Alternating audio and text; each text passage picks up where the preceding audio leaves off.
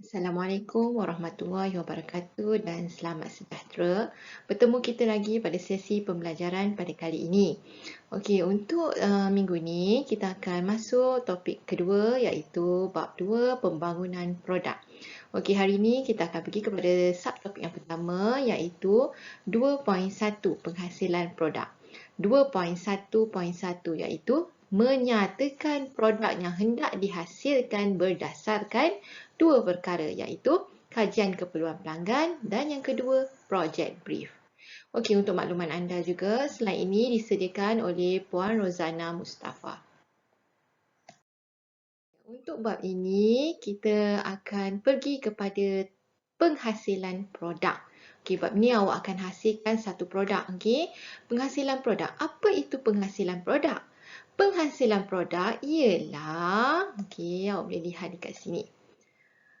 Menghasilkan produk baharu atau mengubah suai produk sedia ada bagi memenuhi keperluan pelanggan pada masa kini dan akan datang dengan mengaplikasikan teknologi terkini.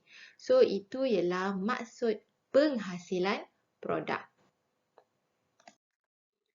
Okey, tadi kita dah tahu maksud penghasilan produk. So, sekarang ni kita kena tahu pula proses penghasilan produk.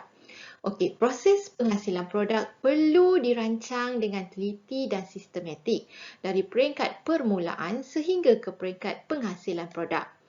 Okey, bentuk produk yang awak boleh hasilkan ada dua kategori. Awak boleh hasilkan salah satu. Okey, bentuk yang pertama ialah barangan. Bentuk yang kedua ialah perkhidmatan. Barangan ni contohnya seluar, peg, jam tangan, pengilap kasut. Untuk perkhidmatan ni macam internet, urutan. Okey, alright. Mari kita tengok langkah-langkah dalam proses penghasilan produk. Ada 8 langkah dalam proses penghasilan produk. Yang pertama ialah kajian keperluan pelanggan. Kedua, penyelesaian masalah inventif. Awak ingat balik, awak dah belajar masa tingkatan 2. Okey, benda ni diguna pakai.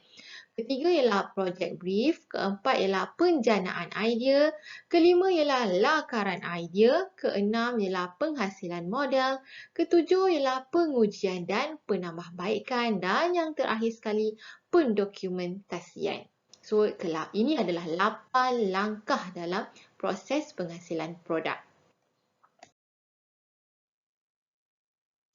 Okey, so awak dah tahu 8 langkah. Kita akan pergi ke 8 langkah tersebut satu persatu. So, untuk sekarang kita pergi yang pertama. Menyatakan produk yang hendak dihasilkan berdasarkan kajian keperluan pelanggan dan project brief. Kita nak tahu produk apa yang kita nak hasilkan, kita kena buat dua perkara. Pertama ialah kajian keperluan pelanggan dan juga project brief. Okey, kita tengok kat sini. Pereka bentuk, iaitu kita lah, perlu memahami produk yang hendak dihasilkan dengan jelas untuk mendapatkan maklumat yang lengkap tentang produk yang hendak dihasilkan. Kita perlu bermula dengan melakukan kajian keperluan pelanggan dan seterusnya menyediakan project brief. Okey, dua perkara kita kena tahu, iaitu kajian keperluan pelanggan dan juga project brief.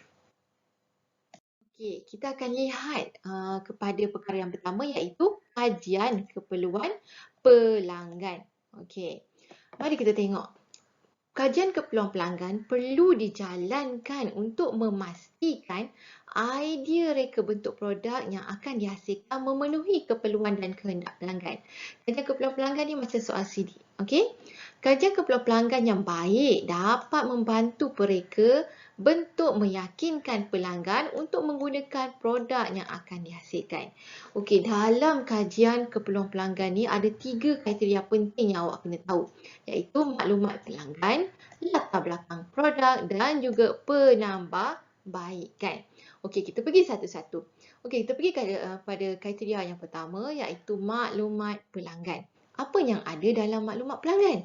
Okey, pereka bentuk dapat mengenal pasti pelanggan yang berpotensi untuk membeli produk yang dihasilkan.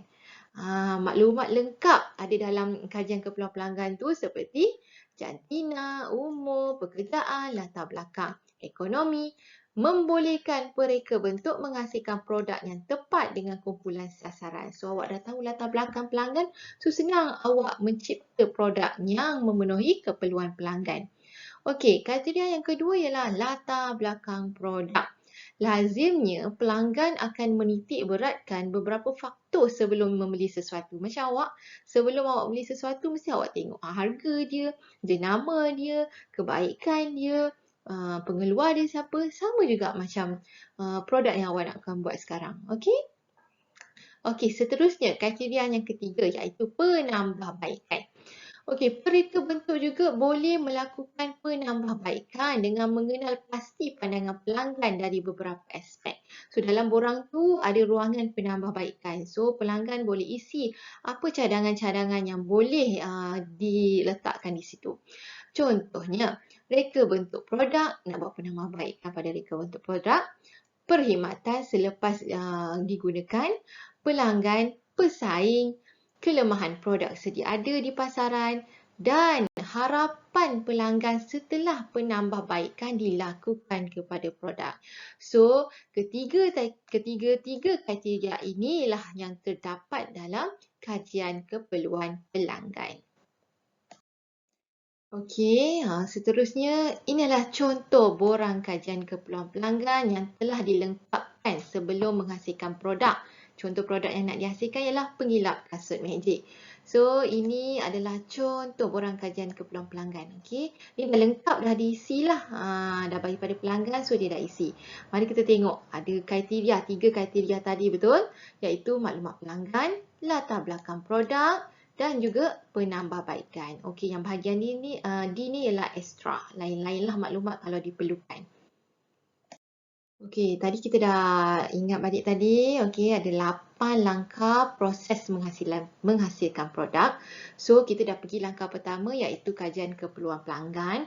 Okey, kedua, kita akan pergi kepada penyelesaian masalah inventif. Okey, penyelesaian masalah inventif ialah kaedah penyelesaian masalah secara sistematik dengan masalah dan penyelesaiannya telah dikenal pasti dahulu dan bukan berdasarkan idea spontan daripada individu ataupun kumpulan. Okey, kaedah ini membolehkan proses diulang beberapa kali untuk mendapatkan keputusan yang lebih baik, cepat dan menjimatkan. Okey, seterusnya, berdasarkan maklum balas daripada borang kajian pelanggan, okey, yang pertama tadi, langkah pertama tadi, penyelesaian masalah inventif diaplikasikan untuk penambahbaikan bagi mengatasi kelemahan produk sedia ada. So, ini adalah proses penyelesaian masalah inventif. Awak dah pernah belajar masa tingkatan 2, so boleh ingat semula. Okey, ada 6 langkah. Yang pertama ialah, okey, kena pasti masalah inventif. Yang kedua, bina model fungsi dengan garisan interaksi, okey, untuk menunjukkan kedudukan punca masalah. Yang ketiga, buat analisis berantai punca kesan. Okey, yang keempat, tentukan jenis percanggahan fizikal. Yang kelima, pilih prinsip inventif yang sesuai. Okey, yang keenam, hasilkan cadangan, okey, untuk penyelesaian masalah yang dihadapi. So, ini adalah penyelesaian masalah inventif. Langkah kedua dalam 8 langkah proses penghasilan produk. Okey, anak-anak, seterusnya, okey, kita pergi kepada komponen berfungsi dan model fungsi. Okey, ini contoh produk yang hendak dihasilkan ialah brus kasut, okey, pengilap kasut magic. Okey, ni ialah, okey, kalau awak tengok dekat gambar ni ialah traditional way.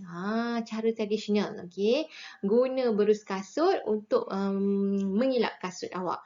Alright, kat sini ialah komponen berfungsi. Nampak ada gambar, ada label, okey. Ada label, alright. Kemudian kita teruskan kepada model fungsi. Okey, model fungsi, ingat tak kita dah belajar masa tingkatan 2? Okey, tangan memegang pemegang berus. Ingat ni, garisan interaksi amat penting. Alright. So, pemegang berus memegang rongga. Rongga memegang gam. Gam memegang berus. Okey, berus menggerak habuk. Okey, gerus menggerak krim kasut. Menyingkirkan air, menyingkirkan habuk. Okey, habuk ni tadi dia pegang, dia kotor kan, so dia ada dekat kasut, dia memegang kasut.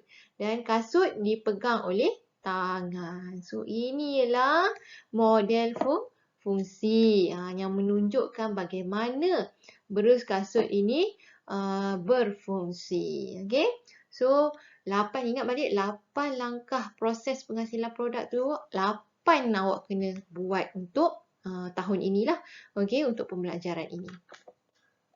Okey, seterusnya kita pergi kepada, ni masih lagi langkah kedua iaitu penyelesaian masalah inventif. Okey, kita pergi kepada analisis berantai punca kesan. Okey, apa itu analisis berantai punca kesan? Kita nak cari punca masalah kita dari mana, kesan dia apa. Okey, berdasarkan model fungsi, didapati masalah berpunca daripada pelanggan yang tidak dapat memberikan tekanan yang sekata semasa pengilap kasut. Okey, ni cikgu bagi contoh satu produk iaitu tadi pengilap kasut. Okey, berus kasut tadi. Okey, seterusnya analisis dilakukan. Okey, analisis berantai punca kesan telah dijalankan untuk mengenal pasti punca dan kesan bagi masalah tersebut. Okey, ini adalah contoh analisis berantai punca kesan. Okey, yang pertama, kita tengok persoalan ditanya. Okey, kasut masih tidak berkilat selepas menggilap. Mengapa? Air dan habuk masih melekat pada kasut. Kenapa air dan habuk masih melekat pada kasut? Sebab krim kasut tidak tersebar sekata. Mengapa tidak tersebar sekata? Tekanan ketika mengilap tidak seragam. Mengapa tekanan tidak seragam? Daya yang digunakan untuk mengilap tidak seragam. Kenapa? Mengejar masa dan tangan rasa lengur, okey, dan tidak sekatalah awaknya tekanan untuk krim kasut tadi. So, ini akhirnya dapat penyelesaian dekat sinilah. So, ini adalah analisis berantai punca kesan. Okey, kita teruskan pembelajaran kita. Okey, setelah kita tahu masalah yang kita hadapi, okey, so kita kena selesaikan, fikirkan cara penyelesaian dia bagaimana. So, kita guna prinsip inventif untuk menyelesaikan masalah inventif yang dihadapi. Okey, berdasarkan analisis punca kesan tadi yang kita telah pelajari sebelum ni, masalah kelengahan tangan didapati berlaku ketika tekanan berlebihan digunakan semasa mengilap kasut. Ia tidak berlaku sebelum atau selepas mengilap. Okey. Maka masalah tersebut bukan masalah inventif pemisahan masa. Jadi, ia merupakan masalah inventif pemisahan ruang.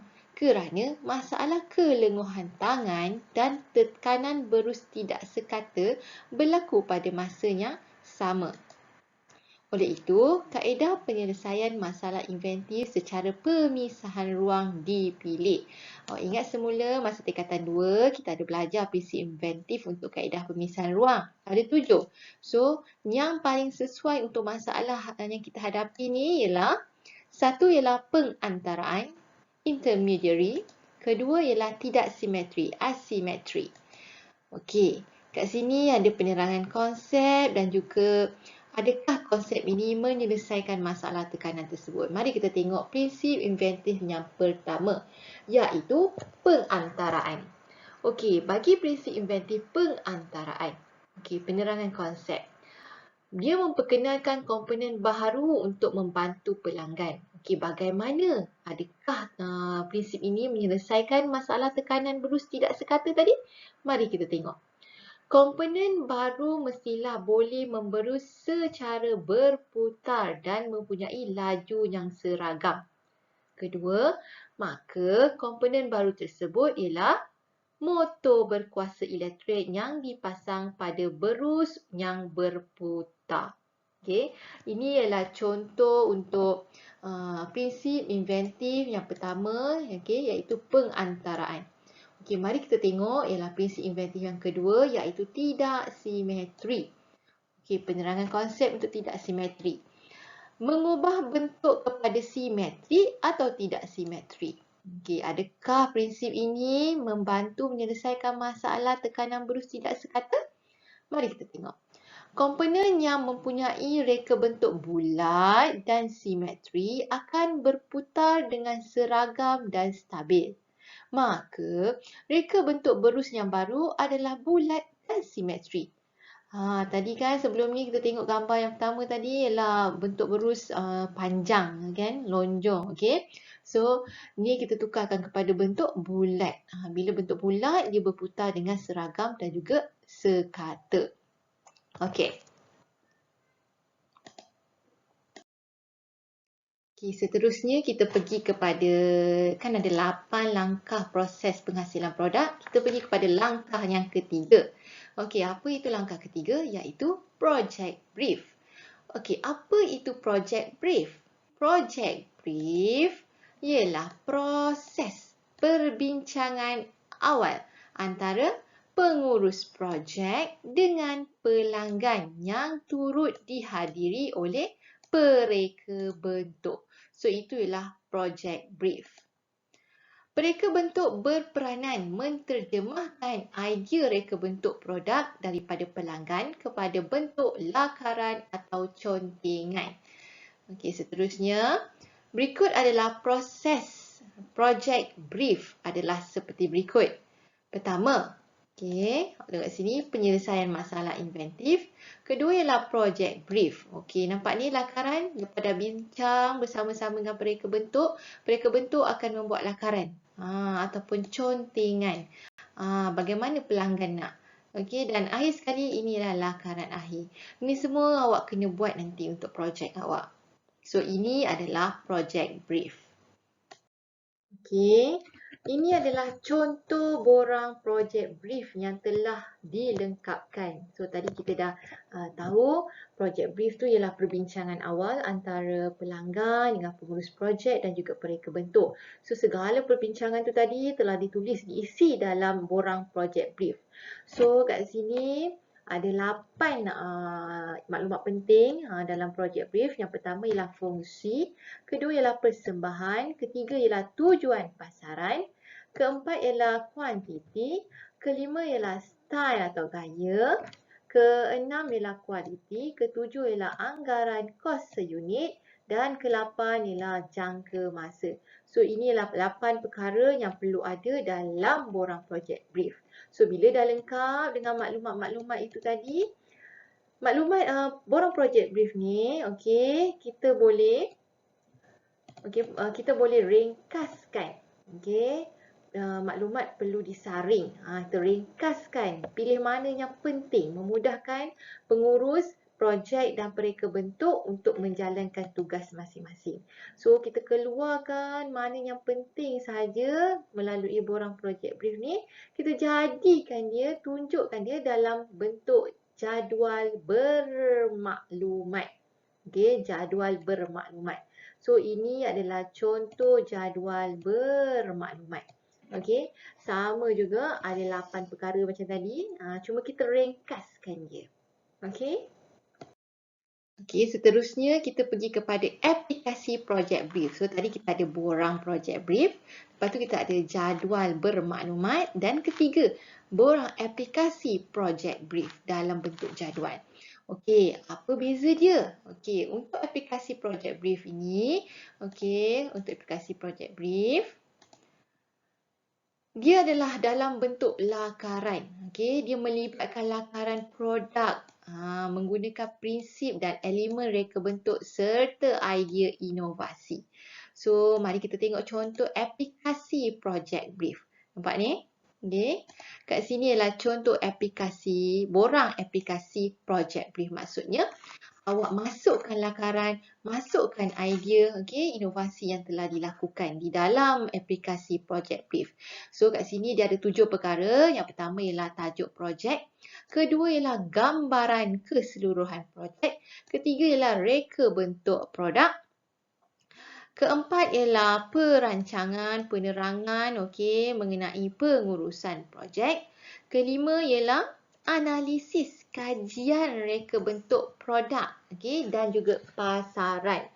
Keenam ialah lakaran idea dan yang ketujuh ialah penghasilan mock-up atau model. So awak kena hasilkan mock-up produk yang awak nak hasilkan itu tadi. So ini adalah contoh aplikasi project brief.